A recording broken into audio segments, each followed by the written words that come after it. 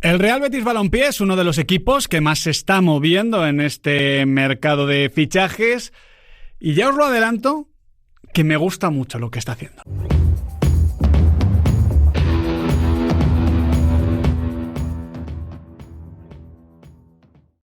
Para arrancar, chicos, no sé si compartís el optimismo que a mí me está despertando el mercado del Betis, tanto por el fondo como por la forma. Me gustan los movimientos, me gustan los nombres, me gusta lo que está buscando. Queda una guinda, todos sabemos qué nombre tiene esa guinda, pero me mola una barbaridad y eso creo que es importante.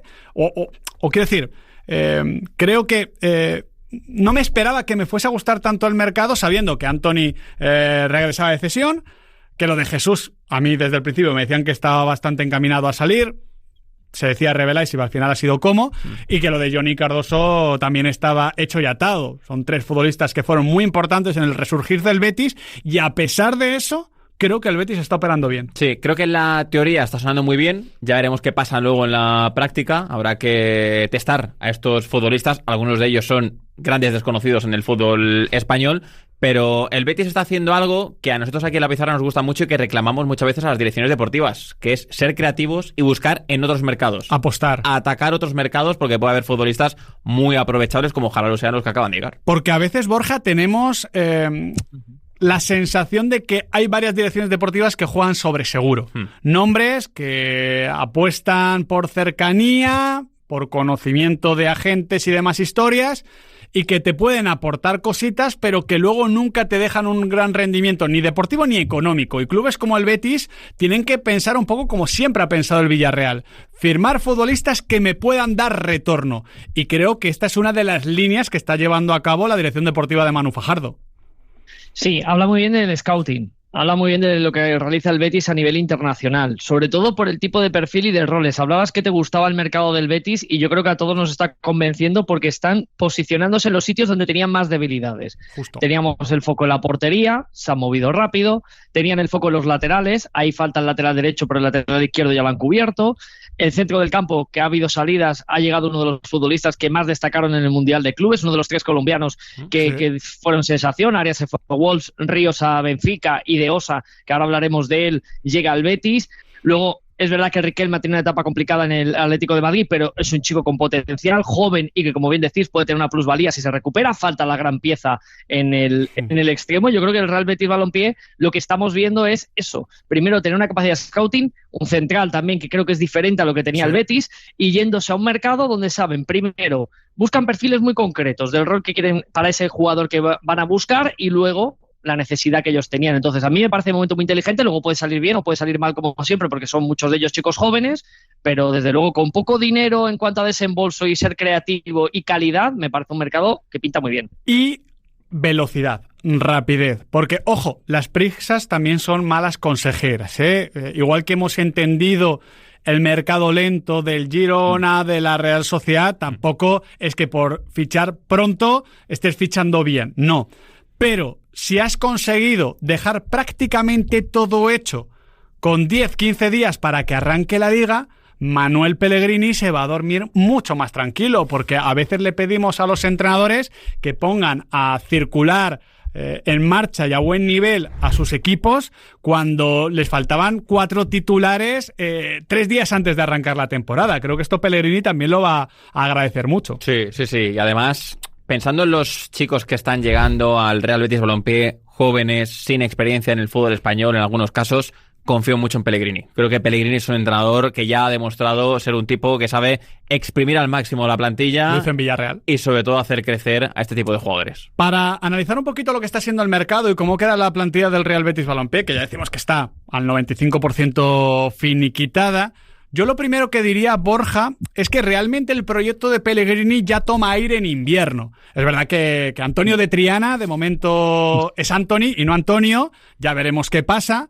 Pero llegó Cucho y sobre todo regresó un buen nivel de Isco, apareció Jesús y el equipo creció. Es decir, no sé si tenía un match ball en contra el proyecto de Pellegrini, pero sí que pintaba mal. Había ahí un punto de quiebre que podía tirar todo por los suelos y que podía hacer de este verano un verano de cambio de ciclo. Yo, honestamente, lo llegué a pensar y publicado está, así que no me arrepiento, simplemente me equivoqué. El caso es que con esa segunda vuelta tan favorable, digamos que se planta en el mes de junio con poco trabajo, porque sí, había una gran asignatura pendiente que era la portería. Tenemos ahí el dato de que era uno de los equipos con menos porterías a cero de la Liga, Adri. Sí, el tercer equipo, empatado con el Villarreal, con menos porterías a cero la temporada pasada en Liga, solo 7. Cuidado. Sí. Las Palmas y Valladolid. Sí, bueno, Valladolid, por debajo de este registro. Categoría en todas las categorías negativas. Luego tenía una asignatura importante, pero por mal rendimiento, que era la del lateral izquierdo. No funcionó lo de Ricardo, no funcionó lo de Pegó, tenías que solucionar eso. Y luego otra por necesidad numérica, que era la de tercer/cuarto central, porque también acababa la cesión de Nathan. Bueno, esas 3 asignaturas que sabíamos que tenía el Betis en mayo y en junio, ya las ha solventado, y creo que las ha solventado convenientemente. En portería, Álvaro Valles y Pau López, los 2 libres. En el lateral izquierdo, Junior Firpo, de sobra conocido y llega libre del Leeds. Y como tercer/cuarto central tienes lo de Nathan en propiedad, un futbolista con buen rendimiento y con margen de mejora, y un Valentín Gómez que llega con 22 años de Vélez por 5.300.000, del que hablan muy bien. Yo creo que estos temas que estaban sobre la mesa y que eran los primeros que debía afrontar el Betis de Manu Fajardo y Manuel Pellegrini, Borja, los ha solventado de muy buena manera. Sí, estás apuntando cosas muy interesantes, Miguel, porque ya no es solo el que lleguen rápido por la celeridad de cerrar incorporaciones, sino porque cambias tantos futbolistas, que muchos van a ser importantes seguramente en 11 titular, que tienes un margen en pretemporada para integrarlos, porque no es el maquillar un 11 con 1 o 2 jugadores, ¿no? La portería a mí me sorprendió, y lo quiero decir porque has mencionado al Valladolid como uno de los grandes goleados, y el Valladolid se ha llevado al portero del Betis Deportivo, a Guillerme, que es un muy buen portero. Sí. Y me sorprendía ver el rendimiento de Adrián y de Vieites, y que en el mercado de invierno no dieran el paso. Entiendo por qué no lo daban, por la edad, porque no era sub-23, porque ahí entonces había la dificultad luego para integrarle en el filial. Entonces Guillerme a mí me convencía mucho más que los porteros del primer equipo. Pero bueno, llegan Vallés y llega Pau, que también es cierto, hay que ver cómo está Vallés después de un año sin competir, que para un portero eso es una dificultad muy importante, y luego Pau, que lleva unas temporadas donde necesita encontrarse, pero en su nivel son 2 grandísimos porteros los que firma el Betis. Luego Valentín Gómez con Nathan, me parece interesante porque el perfil izquierdo lo van a combinar muy bien. Nathan ya lo vimos, un jugador corpulento, potente juego aéreo, en la marca muy fuerte. Valentín Gómez más pequeñín, pero muy agresivo, muy fuerte al cruce, muy rápido. Es uno de los centrales que destacaban en Argentina. Nuestro querido Alex de Llano habla maravillas de él. Yo lo que ahora le he visto, vamos a preguntar además. A mí me recuerda en cosas, y a ver si él lo puede confirmar, al ir al cruce con esa agresividad, Licha. Me parece que es un jugador igual de agresivo al ir al cruce. No ya tanto por otras condiciones, pero sí en esa intención y sobre todo percepción para saltar en el momento adecuado para anticipar. Es un jugador muy inteligente. Entonces ahí creo que combina 2 perfiles muy, muy inteligentemente el Betis. Luego el carril izquierdo con Junior, que como bien apunta ya le conocemos, le faltó quizás madurez y un pelín más de calidad para sentarse en el Barcelona, y luego se ha ido al extranjero y después de una buena temporada en Champions y vuelve a la Liga, esperemos que se reencuentre. A mí el carril derecho, es verdad que está Ángel Ortiz, le conocemos de Primera Federación, también un carrilero que le gusta subir mucho, con un buen centro en línea de fondo, es decir, que genera mucha superioridad. Pero yo creo que Bellerín ahí me cuesta verlo otra vez a gran nivel, y luego Ruibal, que siempre es el hombre para todo, el chico para todo, ahí tiene una mejora el Betis. Pero creo que es verdad que la defensa, como bien apuntabais, queda bien estructurada dentro de lo que tenía el Betis de necesidades. Sobre todo porque estas eran cuestiones que tenían que hacer, que tenían que solucionar sí o sí. Yo tengo también la duda con Álvaro de cómo está, de cómo va a rendir. Bueno, ya lo podemos decir, mañana a las 6 se lo vamos a preguntar aquí en la pizarra de Quintana. Evidentemente él nos dirá que bien, claro, no. Completamente. Pero hay que verlo, ¿no? Si recupera el nivel que mostró, sobre todo en la primera mitad del curso con la Unión Deportiva Las Palmas, es un portero que va a sumar más que Ruiz Silva, porque yo establecería la comparativa con Ruiz Silva, más que con lo del año pasado, porque el año pasado los dos estaban muy por debajo de la media del equipo. Junior debe aportar bastante y ve un match muy bueno con Rodrigo Riquelme, de quien ahora vamos a hablar, y el tema del cuarteto de centrales es que me parece que queda fantásticamente bien cuadrado, con Diego Llorente y Marc Bartra, que han ofrecido un nivel muy alto, muy alto, con un Nathan del que yo espero más, pero que entiendo la apuesta por 9 millones, porque creo que además es un perfil de jugador por esa contundencia física, que si sobresale, llega al Everton de turno y te pone 30. Esto es así. Y luego, si encima te puedes permitir la apuesta por un chico joven como Valentín Gómez, no sé, me parece que está muy bien parido. Sí, compro. Estoy de acuerdo con lo que estáis destacando. La temporada pasada, Diego Llorente demostró que es el líder de esa defensa. Los Fichajazo. meses de Diego Llorente fueron espectaculares. Nos sorprendió, ¿eh? Sí.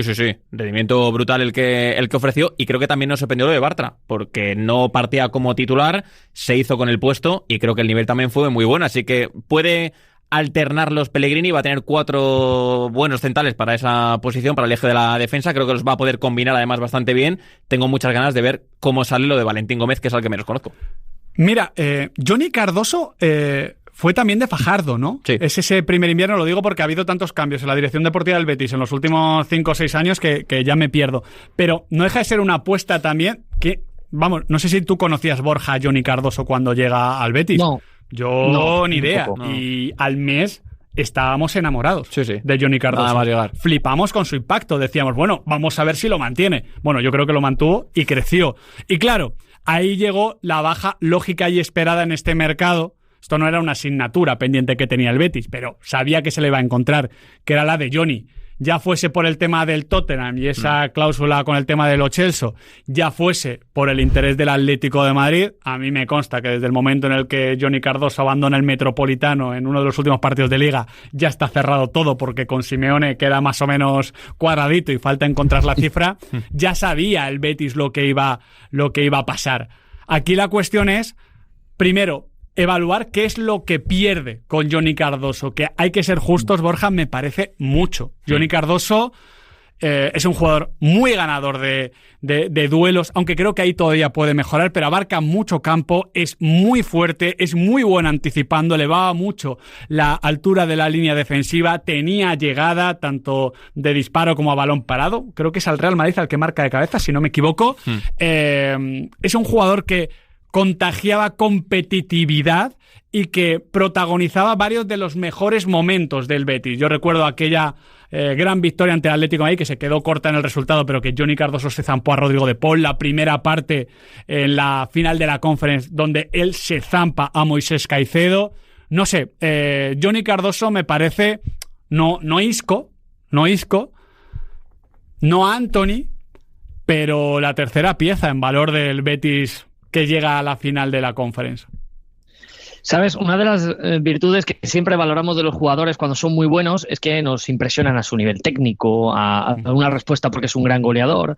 A mí de Johnny siempre me impresionó, para mí es uno de los mejores centrocampistas de la Liga, de la temporada pasada, porque hacía mejor al que acompañaba. Justo. Y eso es muy importante porque él asumía el rol. Y cualquiera Él sabía encajaba con adaptarse. él, ¿eh? Lo decíamos Eso siempre. es. Roca, Altimira, Carballo, Fornals, da igual. Fornals, cuando acaba jugando Fornals. Es Sí, decir, es un mediocentro mixto y eso ahora mismo en el fútbol actual es importantísimo. Él sabe entender el juego y eso ahora mismo vale mucho dinero. Entonces el Atlético de Madrid hace una gran operación porque es un debe que tenía el equipo de Simeone de tener un mediocentro completo y puro y más si juega 4-4-2.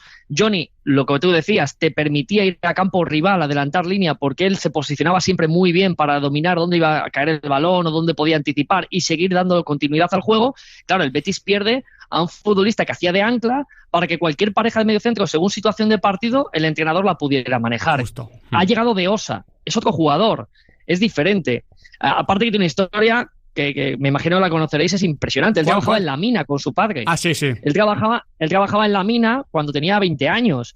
Y es en el año del COVID, cuando ya prácticamente él piensa que no va a ser profesional, cuando el Atlético Huila de Colombia le da la oportunidad y él ya tiene una carrera meteórica hasta este Mundial de Clubes, donde fue un jugador muy destacado y aparece el Betis para firmarlo. Es un poco como la historia, por cierto, de Richard Ríos, que también le has mencionado antes. Y un jugador que de repente aparece, como quien dice, en el profesionalismo y ha costado, creo que fueron 23 millones de euros los que pagó el Benfica. Más variables o algo así, con variables. Es una barbaridad en Colombia la capacidad que tienen, lo vimos con Luis Díaz, de regiones muy dificultosas para que ellos puedan desarrollarse, pero luego la perseverancia del pueblo colombiano que siempre sale adelante y en eso son una referencia. Bueno, llega un mediocentro que va a ser sobre todo versátil para Pellegrini. No tiene la inteligencia táctica que tiene, por ejemplo, Johnny, eso lo va a perder el Betis. Pero tiene el recorrido, ¿no?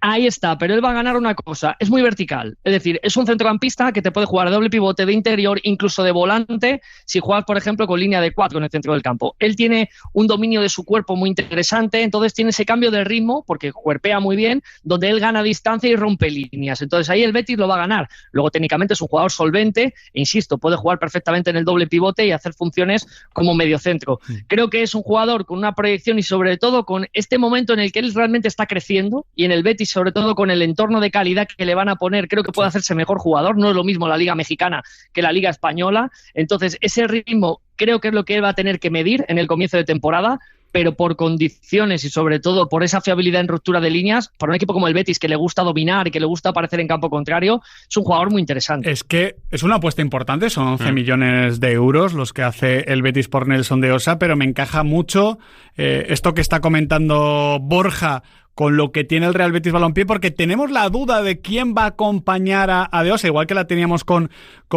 Johnny. Claro, si Marroca ofrece su mejor nivel, creo que Marroca se impone. Los compases finales de Fornals me gustaron. Me gustaron más que en banda, fíjate lo que te digo. Pero al mismo tiempo, Altimira me parece que fue el que ofreció más continuidad. Entonces, no tengo clara la decisión, pero me parece que es elegir en abundancia. No es que no me convenza ninguno, es que me convencen los tres, pero ninguno del todo. Sí, por suerte Pellegrini tiene donde elegir. Claro. En función del rival, del escenario, del partido, del momento. Y sobre todo sabiendo que vas a tener a un media punta que te va a tomar todas las decisiones del mundo. Sí, que facilita la vida a los centrocampistas. Claro, que yo creo, por ejemplo, Johnny Cardoso no es un jugador creativo, es un jugador aseado a nivel técnico. ¿Qué sucede? Que daba igual que no fuese creativo porque su labor era dar el balón a Isco Alarcón. Isco Alarcón ya asume esa labor creativa y esto va a volver a pasar con De Osa y con quien le acompañe. Sí, es un gran pasador Marroca y en su día aquí en la pizarra nos dijo que Pellegrini había dado la instrucción clara a todos los centrocampistas de busca a Isco, dale la pelota a Isco y ya está, no te compliques la vida, dale la pelota a Isco que él va a hacerlo mucho más sencillo. El tema del doble pivote es interesante porque igual el acompañante de Osa aún no lo conocemos. Me decía Miguel Ángel Morán, que cubre la información del Betis en Marca, que el Betis va a buscar otro centrocampista, que está buscando otro mediocentro joven que también se pueda revalorizar en el mercado y que entra dentro de los planes que tiene Fajardo para el verano aún. Lo de punto C punto, no, ya esa historia ya huele. Sí, yo creo que está cansado hasta el beticismo. Creo que no encaja en el perfil que está buscando el Betis. Vale. Es una pena. Pero sí que es verdad que tiene sentido, ¿no? Ha salido William Carvalho, que es verdad que había perdido presencia, y ha salido Johnny. Bueno, pues otro centrocampista no lo entenderíamos perfectamente. Sí, pero parece que es el verano en el que menos necesita el Betis a Dani Ceballos. Sobre todo, diría yo que desde que rompe Isco Alarcón, la necesidad de alguien como Dani Ceballos, que también es muy invasivo, de tomar muchas decisiones, mucho protagonismo, ya baja. Y además, aquí tenemos de fondo que está Gio Lo Celso. Que la cuestión de Isco y Lo Celso ha quedado tremendamente aparcada. La opción de que uno fuese al doble pivote o de establecer un 4-3-3 daba igual, pero que los dos jugasen con otro, yo creo que está descartada. Aquí o Lo Celso encuentra una posición en banda como ocupó en el Villarreal, por ejemplo, o algún minuto en el 9, en la punta, que no lo sé. Pero ahora mismo, yo no sé vosotros, para mí Gio Lo Celso es el jugador número 12.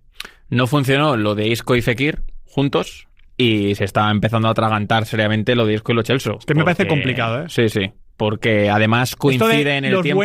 Los buenos se entienden y juegan. Esto es una falacia porque suena muy bien y muy bonito, pero tenemos muchos ejemplos que demuestran lo contrario. Sí, además es que coincide la temporada pasada en el tiempo el bajonazo que pega Lo Celso con la recuperación de Isco. Sí. Porque Lo Celso arranca la temporada como un tiro, marcando además goles importantes. ¿Dónde jugaba?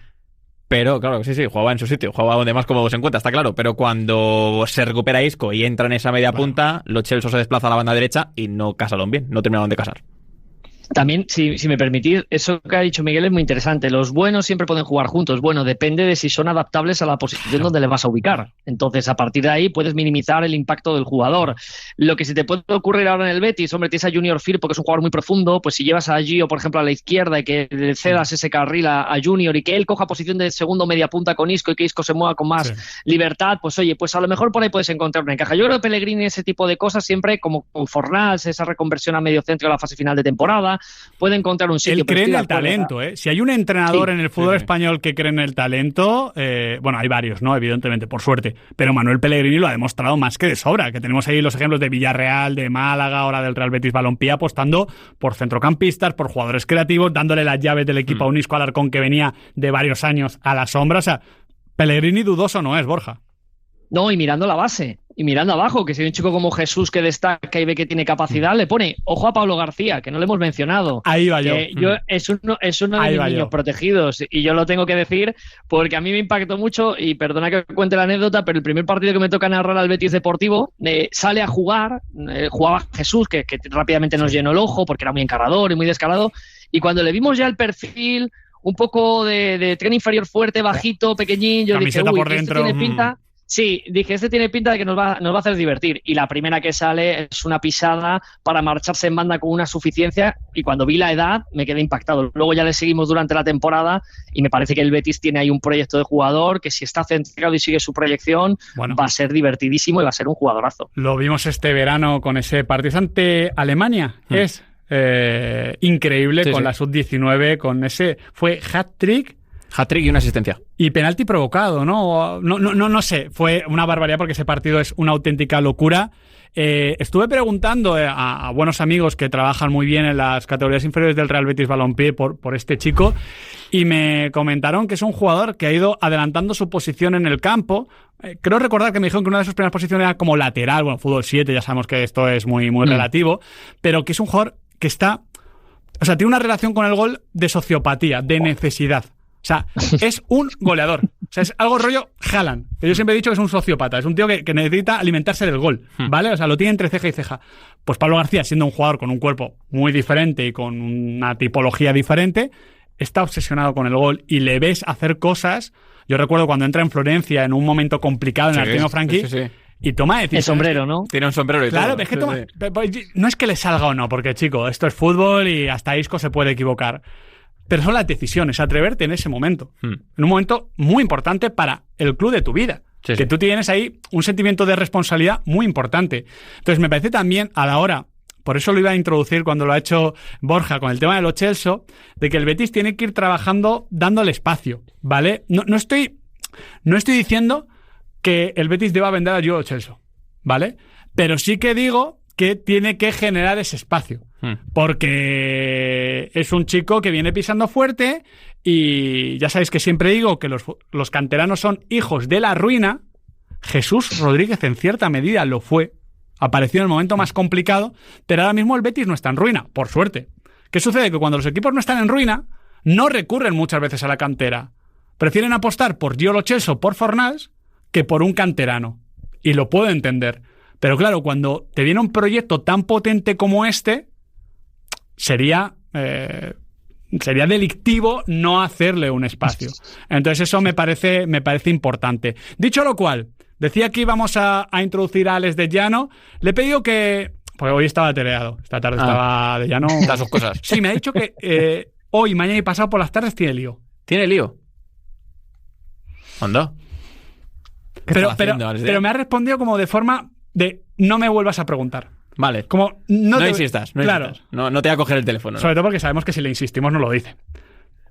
Habrá que preguntarle. Pero el caso es que como a De Osa, a Valentín Gómez y a Gonzalo Petit de Llano les conoce un poquito más, sobre todo que nosotros dos, Adri, pues le hemos preguntado por qué puede aportar cada uno en este nuevo Real Betis Balompié. ¿Qué tal, chicos? Efectivamente, los nombres del Betis que ha pescado en Latinoamérica son muy interesantes, empezando por Valentín Gómez. Es uno de los mejores defensas jóvenes que yo creo que existe ahora mismo en el planeta. Es un futbolista de menos de 23 años, que es zurdo. Importante esto porque sin Nobel Mendy el Betis obviamente tenía que reforzarse en esa parcela. Puede ser también lateral, pero principalmente es central, con buenas condiciones en la marca, a nivel defensivo. Un futbolista que además tiene buena salida de balón, por lo tanto, un jugador que yo creo que encaja. El tema de Gonzalo Petit es una oportunidad de mercado, un futbolista de talla que yo creo que todavía se tiene que adaptar un poco a los ritmos del fútbol profesional, pero que desde luego va a tener una condición muy interesante en el Real Betis, que es la de poder aprender al lado de grandes delanteros, y ojo también con las posibilidades que pueda tener de salir cedido. Y de Osa, aquí estamos hablando del gran fichaje del Betis en este mercado. Es un futbolista que tiene que crecer todavía, es un futbolista que está en un proceso, pero es un futbolista que ya nos ha dejado en el Mundial de Clubes sensaciones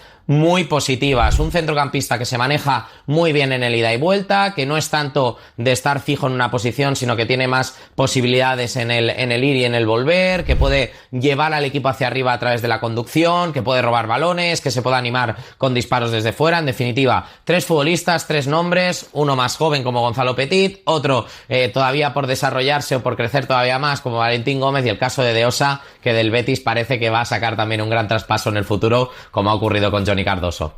Pues ahí queda la opinión de nuestro Alex de Llano con también esos tiempos, ¿no? De Osa presente absoluto, Valentín Gómez presente y futuro a corto plazo y futuro a medio largo plazo en el caso de Gonzalo Petit, este delantero de 18 años que llega de Nacional y que hablan muy bien de él, los uruguayos. Y no solo Nahuel Miranda, claro, Nahuel Miranda le preguntas por... ¿No le hemos pedido opinión a Nahuel? No, porque ya sé lo que me va a decir. O sea, es que...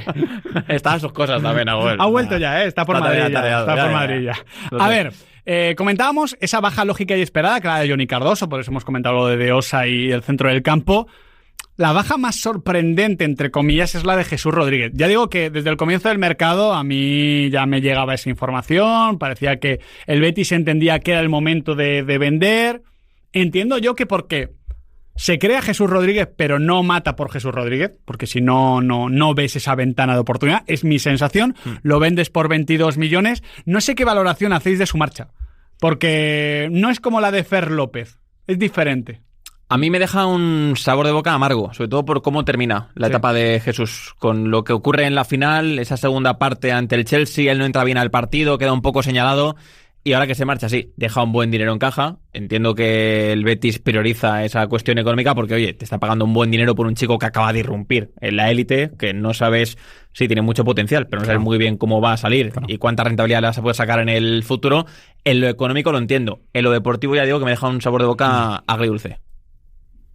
Bueno, yo la explicación que intento encontrar, primero que la oferta para el Betis de cara a ir al mercado era interesante por un jugador que yo creo que sobre todo su impacto viene porque Abde no está bien, es el jugador que tiene que driblar, el jugador que tiene que dar la profundidad, entonces Jesús sí te lo da con descaro y encima es un chico de la casa, rápidamente la agrada, lo acoge y le da ese punto a favor para que él empiece a rendir. Luego es más intermitente, tiene más subidas y bajadas de rendimiento y sobre todo esa recta final que comentáis, y yo creo que el Betis está pensando, Abde al revés, acaba bien y tiene varios partidos donde empieza a demostrar su nivel.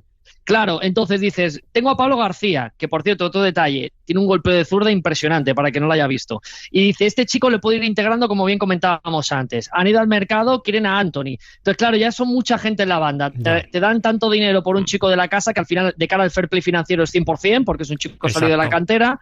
Entonces, claro, se puede entender al Betis dentro de lo emocional que duele que un chico que tiene potencial y que se veía que podía asentarse en primer equipo le vendas, pero entiendo que todo esto que hemos ido comentando es la causa por lo que decide que se marcha al Como. Exactamente, llega Rodrigo Riquelme. Es un jugador en el que yo también creo, Borja. Creo que para mí ya le sobró el último año en el Atlético de Madrid. O sea, me parece que no iba a encontrar en el Atlético de Madrid lo que Rodrigo Riquelme necesita como futbolista. No quiero hacerle de menos, pero me parece, hay futbolistas que dentro de un rol, o sea, Riquelme no puede tener las libertades que ha tenido Griezmann en el Atlético de Madrid, porque no es tan bueno como Griezmann. Entonces necesita encajar en un rol.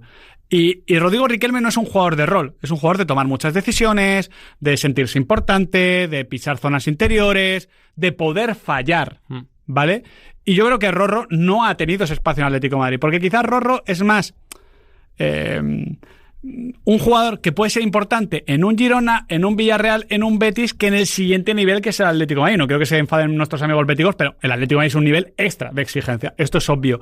Y creo que ese saltito le cambiaba su forma de jugar. Y creo que en el Betis, que además es un club que históricamente cree en el talento, cree en la calidad, en el juego bonito, es que va a sacar lo mejor de Rorro. Me parece una operación formidable para las tres partes, más allá de ese tema de la compra del 50%, de la recompra no sé qué, que ya me pierdo con estas operaciones de límite salarial. Sí, de ajustes financieros, ¿no? Sí. Entre clubes. Bueno, esa es la realidad. A ver, yo para mí, Riquelme, que le conozco desde la cantera, creo que su gran déficit ha sido la regularidad. En el momento que alcanza su pico de forma, el mantenerlo le pasó en Girona, ¿eh? Sí. Es decir, que es un jugador que ves que tiene condiciones...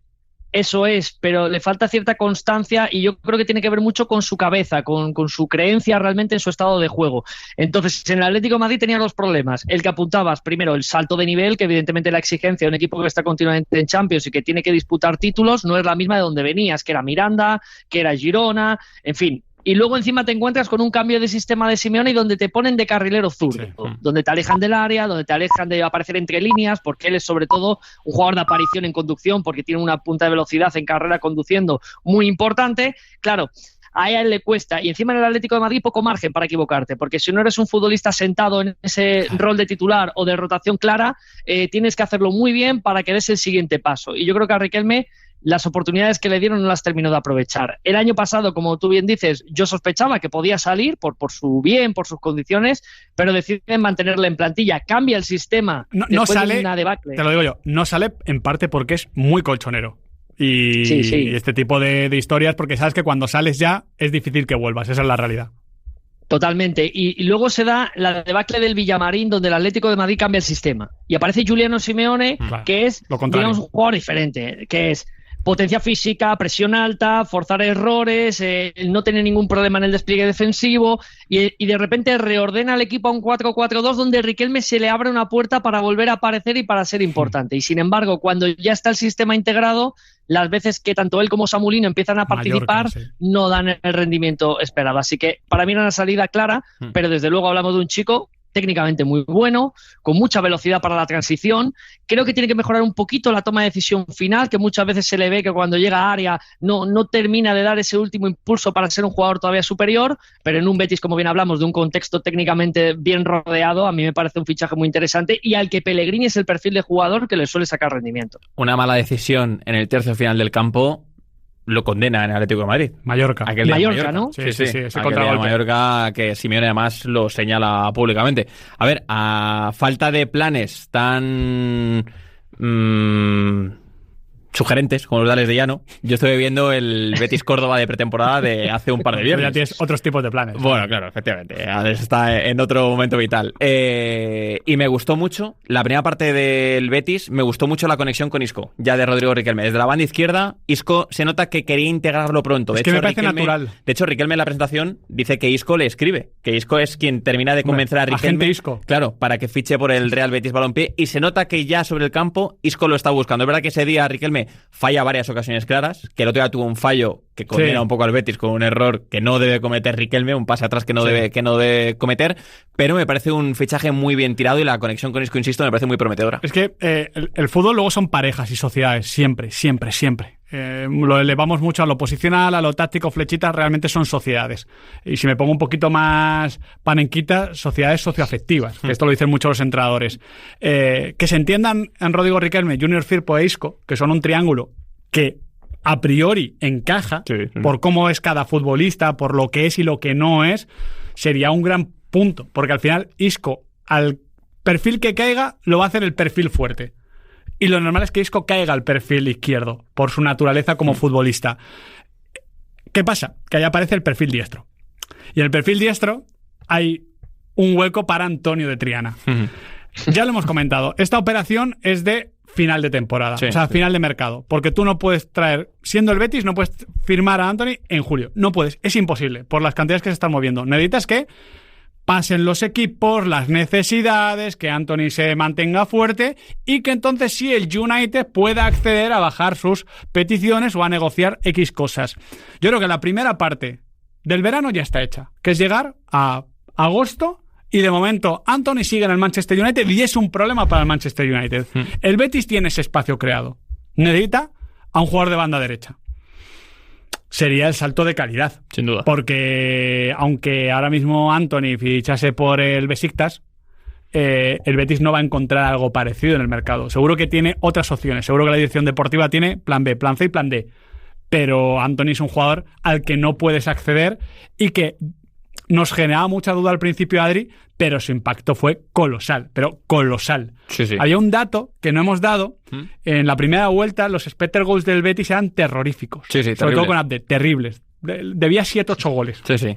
A las Fácilmente. cuentas. Ha acabado más 1,15, creo que me... 1,51. 1,51. 1,51. Solo se puede explicar desde el punto de vista de que llegaba Antony y te la metía en la escuadra como a Joan García. Como Joan García en aquel partido, efectivamente. Es que son 9 goles, 6 asistencias de Antony en los 26 partidos que juega con el Betis entre todas las competiciones.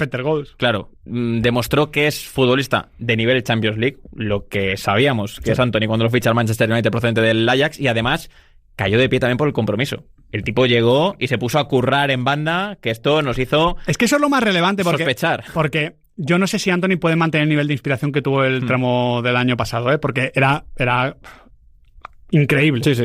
Pero el nivel de compromiso sí lo puede mantener. Y al final el compromiso en Antony era lo que estaba en duda, ¿no? La calidad. Justo, pero es que por eso mismo dudábamos, porque decíamos, bueno, esto igual es que acaba de llegar, quiere demostrar y se pone a currar. No, lo mantuvo hasta el final. Se mantuvo muy implicado hasta el final. Ojalá se pueda dar, porque es un futbolista que le daría sin duda un salto importantísimo al Betis. ¿Qué te dice el olfato, Borja? ¿Crees que se puede dar? Yo creo que sí, sobre todo por la voluntad del jugador, ¿no? Que ha hecho alguna publicación dejándose querer, ¿no? Como que extraña el Betis. Entrena con el pantalón corto del Betis, Borja. Eso es. Sí. Cuando se empiezan a dar ese tipo de señales, te quiere decir que el jugador te va a esperar o va a intentar esforzar todo lo que pueda. A mí me sorprendió, yo lo tengo que reconocer, cuando firma el Betis a Antony en el mercado invernal, yo dije puerta grande o enfermería, no había término medio. Es decir, hablamos de un futbolista que se la estaba pegando en Inglaterra, muy criticado por ser un auténtico desconectado absolutamente de un Manchester que era un desastre, pero es verdad que él tampoco colaboraba a poder ser más partícipe. Y luego, sin embargo, en el Betis cae de pie, empieza a hacer goles, asistencias, a ser un jugador destacado, una liga que creo que le favorecía porque el ritmo era diferente, totalmente. Porque entraba en un contexto de equipo más parecido a donde a él le vimos funcionar. Entonces yo creo que Antony sí que es una pieza que da un salto cualitativo al Betis impresionante. A mí ojalá que el Betis lo pueda traer a la liga, porque eso será bueno para la competición, pero es que le cambia totalmente el equipo a Pellegrini. Sobre todo porque es que además, aunque en este mercado Antony es la guinda, realmente en el equipo también es la guinda, porque el pastel es Isco. O sea, aquí claro, hay que ver cuándo Isco baja, porque Isco es del año 92, no sé en qué mes cumple, pero 33 años. En algún momento bajará. De hecho, ya bajó, ha vuelto, se podría decir. Es de abril del 92. Claro, 33 años.